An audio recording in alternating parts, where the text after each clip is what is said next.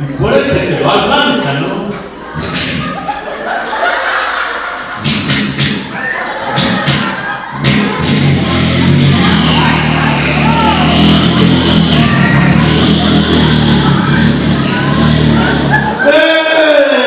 Para esa moto te gritan los vecinos.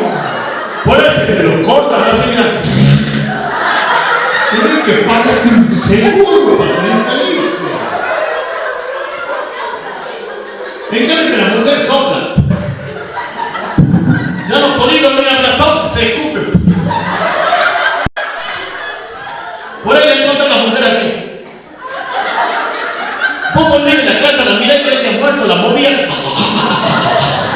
¿Qué haces, estúpido? Te estoy salvando, mamita. Y algunas roncan y soplan. Los varones también hacen.